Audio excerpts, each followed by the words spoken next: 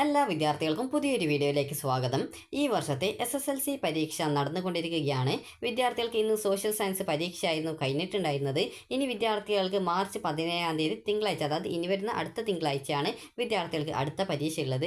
ഗണിതശാസ്ത്രമാണ് വിദ്യാർത്ഥികൾക്ക് പരീക്ഷ. ഗണിതശാസ്ത്രം എന്ന് പറയുമ്പോൾ ഒരു മാത്തമാറ്റിക്സ് ആണ്, അത് കണക്കാണ്. അപ്പോൾ കണക്ക് 80 മാർക്കിലാണ് വരിക. അതുപോലെ തന്നെ നിങ്ങൾക്കിത് പഠിക്കാനായിട്ട് ഏകദേശം ഒരു 7 ദിവസത്തോളം വിദ്യാർത്ഥികൾക്ക് ലഭിക്കുന്നുണ്ട്. അപ്പോൾ അതുകൊണ്ട് തന്നെ വിദ്യാർത്ഥികൾ ശ്രദ്ധിക്കേണ്ട കാര്യം എന്ന് പറയുന്നത്, ഒരു 3 പാഠം വെച്ചിട്ട് നിങ്ങൾ ഡെയിലി, അതായത് നന്നായിട്ട് അതിലെ ക്വസ്റ്റ്യൻസും കാര്യങ്ങളൊക്കെ ചെയ്ത് പഠിക്കുക. അപ്പോൾ അങ്ങനെയെങ്കിൽ നിങ്ങൾക്ക് കൃത്യമായിട്ട് ഈ ഒരു പരീക്ഷയ്ക്ക്, അതായത് 80-ൽ വേണമെങ്കിൽ 80 മാർക്കും നേടാൻ സാധിക്കുന്നതാണ്. അതായത് 80-ൽ ഒരു 70 മാർക്കെങ്കിലും മിനിമം എല്ലാ വിദ്യാർത്ഥികൾക്കും ഈ ഒരു രീതിയിൽ, അതായത് ഡെയിലി, അതായത് ഇനിയുള്ള ദിവസങ്ങൾ, അതായത് ഇന്ന് മുതൽ നിങ്ങൾ ഒരു 3 ചാപ്റ്റർ അല്ലെങ്കിൽ 4 ചാപ്റ്റർ വെച്ചിട്ട്, അതായത് 4 പാഠങ്ങൾ വെച്ചിട്ട് നിങ്ങൾ നന്നായിട്ട് പഠിക്കുകയാണെങ്കിൽ വിദ്യാർത്ഥികൾക്ക് ഈ ഒരു 70 മാർക്ക് മുതൽ 80 മാർക്കിന് ഇടയിലായിട്ട് നിങ്ങൾക്ക് മാർക്ക് നേടാനായിട്ട് സാധിക്കുന്നതാണ്.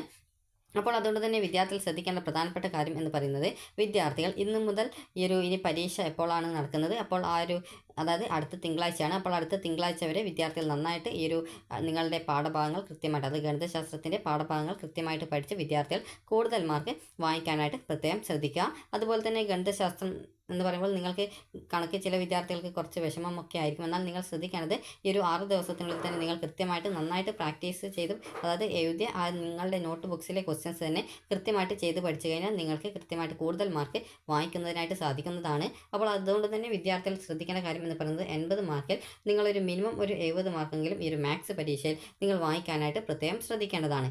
കാരണം വിദ്യാർത്ഥികൾക്ക് കൂടുതൽ മാർക്ക് ലഭിക്കുന്നതിനനുസരിച്ച് നിങ്ങൾക്ക് ഈ ഒരു സയൻസ്, അതുപോലെ കമ്പ്യൂട്ടർ സയൻസ് പോലുള്ള കോഴ്സുകളിലേക്ക് +1 അഡ്മിഷൻ കിട്ടാനുള്ള സാധ്യത കൂടുന്നതാണ്. അപ്പോൾ അതുകൊണ്ട് തന്നെ വിദ്യാർത്ഥികൾ ശ്രദ്ധിക്കേണ്ട കാര്യം എന്ന് പറയുന്നത്, ഇനിയുള്ള തിങ്കളാഴ്ചത്തെ പരീക്ഷയ്ക്ക്, അതായത് മാർച്ച് 17-ാം തീയതിയുള്ള ഈ ഒരു കണക്ക് പരീക്ഷയ്ക്ക് വിദ്യാർത്ഥികൾ നന്നായിട്ട് പഠിച്ച് കൂടുതൽ മാർക്ക് വാങ്ങിക്കാനായിട്ട് പ്രത്യേകം ശ്രദ്ധിക്കേണ്ടതാണ്. ഇനി വിദ്യാർത്ഥികൾ ചോദിക്കുന്ന പ്രധാനപ്പെട്ട സംശയമാണ്, വിദ്യാർത്ഥികൾക്ക് ഈ ഒരു ഗണിതശാസ്ത്രത്തിന് A+ കിട്ടാനായിട്ട് എത്ര മാർക്ക് വിദ്യാർത്ഥികൾ നേടണം എന്നുള്ളത്. ഗണിതശാസ്ത്രത്തിന് നിങ്ങൾക്ക് A+ കിട്ടണമെങ്കിൽ നിങ്ങൾ ഒരു 70 മാർക്ക് മുതൽ 80 മാർക്കിനിടയിലായിട്ട് വാങ്ങിക്കേണ്ടതാണ്. അതുപോലെ തന്നെ നിങ്ങൾക്ക് ജസ്റ്റ് പാസ്സാവാനാണെങ്കിൽ നിങ്ങളൊരു 10 മാർക്ക് കിട്ടിയാൽ നിങ്ങൾക്ക് 20 മാർക്ക് ഫുൾ CE ഉണ്ടെങ്കിൽ, അതായത് ടോട്ടൽ 30 മാർക്ക് നിങ്ങൾക്ക് CE ഉൾപ്പെടെ കിട്ടുകയാണെങ്കിൽ നിങ്ങൾ ഈ ഒരു സബ്ജക്റ്റ്, അതായത് ഗണിതശാസ്ത്രം ജസ്റ്റ് D+ ഗ്രേഡ് കിട്ടിയിട്ട് ജയിക്കും. എന്നാൽ നിങ്ങൾ ശ്രദ്ധിക്കേണ്ടത്, ഈ ഒരു പഠിക്കാനായിട്ട് നിങ്ങൾക്കൊരു 6 ദിവസത്തോളം കിട്ടുന്നുണ്ട്. അതായത് ഇന്നത്തെ 10-ാം തീയതിക്ക് ശേഷം പിന്നീട് ഇനി 17-ാം തീയതി അടുത്ത തിങ്കളാഴ്ചയാണ് പരീക്ഷയുള്ളത്.